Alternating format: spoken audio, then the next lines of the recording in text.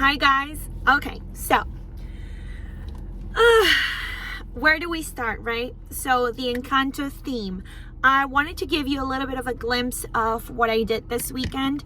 When I tell you it was a labor of love, it was. The amount of balloons I had to inflate to prep for that party was insane. Easy, it was like 300 balloons. But anyway, so I showed you 2 videos of the whole setup, but I wanted to touch bases like I always do with you guys to tell you a bit of the background. And so for this setup, I did a very organic garland with some greenery, or flowers I should say. I also installed 2 cardboard cutouts of some of the characters from the movie. And I had a column, about 4 centerpieces, and another garland display that went on the tree. And actually under the umbrella. That was like a last minute afterthought, but it turned out so cute, you guys. As you saw in the video, a couple of pointers, right? I will post right here a link to a video I did for a sweet donut / ice cream garland that I install on vinyl siding for outside the house. And in that video, pay attention because I use the same hooks to attach my garland, because number 1, command hooks won't work. Number 2, I'm afraid of using the strong ones because that may peel off some of your vinyl siding from the house. So there are special hooks that you go underneath the vinyl. They're mainly for wreaths. So if you do like a wreath or a garland, a flower garland, those are the hooks that hold on to it like this. But you know, I use them for setup displays for when I have to work with vinyl siding. So check that video, don't forget, it's actually very helpful. I show you how to tie them and everything. So for this garland, I decided it's gonna be organic. I'm gonna use about 3 sizes, which is the 5-inch, 12-inch, and 18-inch, which are my bigger balloons. And I first installed the base of it and added as I went with my vinyl hooks. So what else? And then I added greenery. The greenery you can find at any store, really, like a craft store like Joann's, Fabrics, I don't know, like Michael's. You know, I got mine even at the dollar store. You can get those pretty vines and stuff like that. Just make sure that when you work with greenery, when they're artificial flowers, they have that that pokey metal or plastic. So you got to be careful and you have to protect, because once you try to put them in between your balloons, it will pop them and there's no coming back from that. So always like tie them with another balloon just to give that grip in between so they don't fall out, and also to protect balloon and balloon, right? But that goes without saying. This time I was very surprised. I use you know, I wouldn't say low quality balloons. I just use regular balloons, not my regular high-end balloons, only because it was for my daughter and it was at my house. Again, it was a setup, and they were so beautiful, you guys. I can't even like tell you. The colors were so bright, and first of all, some of my favorite colors are purple and teal. That alone, it was like, and then you add like hot pink, and it came out so good. I did not have pops. They did not pop. And I remember the last video I did for my dinosaur setup for my son. I told you that my heart just kept like, oh my gosh, every time I heard a pop. Well, few factors I learned from that setup, and this one worked way better. And I'm telling you guys, like, I did not get any pop. And I worked with different substrates, right? Different I work with vinyl, then I work with a tree. So a lot of those can poke balloons, but they didn't. Number one, I underinflated my balloons. I did the first time too, but the first time it was a little bit tricky because I was doing double stuffed balloons. So I needed to inflate it larger to get that mix of color. You get what I'm saying? That's why. And eventually, as you know, and I've repeated so many times, when it's hot out, the balloons tend to expand and they pop. So if you don't give any room for them to expand, the quicker they're gonna pop. In this case, my balloons were very light color, number one. Number two, I underinflated them. And it was only one. They were not double stuffed. So I could play with the sizes and the colors, right? So they were bright, light colors, underinflated. And this time I did not use my high shine. From last time I did use my high shine, and although they look beautiful, shiny balloons, let's be honest, it's like frying an egg. You put this oil-based spray to make them shiny. It attracts so much sun. It's like you're cooking this latex, right? So it just fries it and pops. This time I didn't do that, but I didn't care for shiny balloons because, to be honest with you guys, the colors were so nice and bright that they became matted. And as you know, when you work with latex balloons in the weather, they start oxidizing, so it creates that matted look, matted finish. So I love how they looked, and there was no popping going on, thank God. And I was so happy about that. The next thing is I also installed well, actually I had a few helpers, I'm not gonna lie.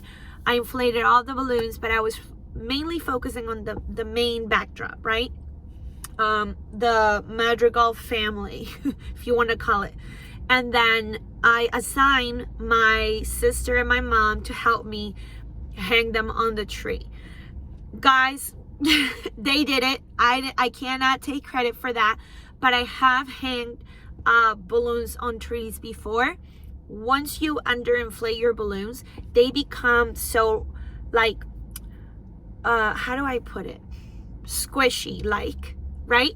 So it's not like they're filled to capacity that if you by accident like go like this to the tree, it'll pop it. It doesn't. Like when you underinflate your balloons and they become squishy almost, it's less, it minimizes the chances of popping. So keep that in mind. And all they did is they use fish line rope to like tie them around, you know, and they figured that one out for me. Then the next thing is I had these cut out cardboards, which I was in love with those, you guys. I found them actually on Amazon. I'm sure as heck that you can find them in there. I don't know how much they were. They were not cheap, I'll tell you that, but they were perfect. And the way to, like, because cardboards, they just like, you know, they can fall, so you have to like secure them within your garland. So for my Mirabelle one, what I did is I put some command hooks on the back of it, and the command hook I attach a 260 and created almost like a bracelet and attach it into my garland so it can be like weaved in there. And then the other thing that we dealt with was how windy it was. In the morning it was a bit windy, so to weigh them down, all I did is I created these like small bags and I put rocks in there, and I just pretty much like weighted the back of the cardboard with it. So I guess the cardboard, you know, to stand, they come with like almost something like this, like a T of cardboard, so that they can stand on their own, but they can fly away. And in between right here, what I did is that's where I hanged my bags of rocks, and it weighed it down so that it didn't go anywhere. And that worked beautifully. Same thing with the Antonio's cardboard. We did the same thing. Then I have some leftover balloons, and I decided to build like a mini garland underneath the what do you call it? The umbrella where we were sitting. You guys, best idea ever, only because these become like empty spaces, and once you fill it up with balloons, it just turns the whole look of things. Like, it just decoration. Everywhere you looked, there was balloons, right? And so I used the frame, the actual frame of the umbrella, and I just weave like building a column pretty much, and that worked great. I also did a column that I've showed you how to do these columns before. Check my other videos, they were really good. And a few centerpieces. I built my own tissue fringe, and I use bubble balloons, which I've also showed you how to create them. I will pop the video here, and how to like put little balloons inside a big clear bubble balloon. They looked amazing, and I use a lamp as my structure, so no matter the wind, all you saw was the beautiful like fringe flying away, but it wasn't going anywhere. They were sturdy enough. And that's it, you guys. I mean, there's not much to say. You've seen the videos, the colors, how it looks, but I wanted to like give you guys a little background story to it, like what I did for the setup. The good thing is, like, last time on my dyno setup, there was a heat wave, so it was like above like 90 degrees above that, and it was just so hot. This time it was a bit less. It was nice and hot, but it wasn't like blazing hot. It was like 86 degrees. Just keep that in mind for your setups for clients or future setups for yourself. Once it starts going above 86 degrees, you guys, you can't control the weather. So, and if they're under direct sunlight, they will pop, you know what I mean? But I figure I'll let you know what I did different from the last setup to this one.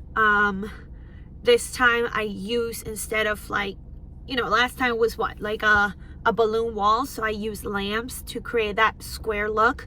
This time I knew I wanted to do the wall almost like a vine, right? So I utilized my own house wall with the siding outside. So just keep that in mind, you guys. Outdoor setup is so much different than indoor setup. You have no control of the weather elements. You know, it could be windy, it can be rain, it could be sunshine, a heat wave. So you got to take extra measures to make sure that your balloon display lasts, right? Because that's what your clients are paying for. They don't see these things, they don't understand these things. So just be mindful of that. When it's an indoor setup, I love them. Outdoor, I love, but I know there is such a challenge, you guys. And of course you want to charge a little bit extra because you are sweating bullets when you're doing it. So, I mean, last time I did a setup outdoor, I had to chase, my bag of balloons flew away. Oh my God, I was terrified because this is the balloons I have. This is how much, I don't have time to inflate more, you know, so it was just, you got to keep that in mind. But yeah, and then this time I had also a lot of help from my own family. So that alleviated the pressure on my end to have to do 2 big setups like in one shot. So I had more time dedicated to focus on the main one, where all the kids took pictures anyways. And but yeah, I will post some pictures, and you know, I already posted some videos for you guys to see. Unfortunately, I couldn't really take videos while I was doing this setups because it's so hard, you guys. I can't focus on everything. So, you know what I mean? I just needed to get it going because these parties tend to be like at 12 p.m. and you only have like a few hours between the time you wake up and the time that guests arrive, that you got to get all that in. And I was taking care of everything, not just the balloons, the cake table, the bouncy hat, the, you know, the food, the drinks, all this other stuff, tables, chairs, you name it. But if you are an event decorator in general, like an event planner, you know what I'm talking about. It's a lot, you know. So, but yeah, you guys, I hope you enjoyed it, and stick around for more videos. I am trying. Summer is my busiest month, so busiest season, I should say. So I'm trying to get videos out there for you guys of tutorials, not so much vlogging, but you know. So I'll see you on the next one. Bye bye.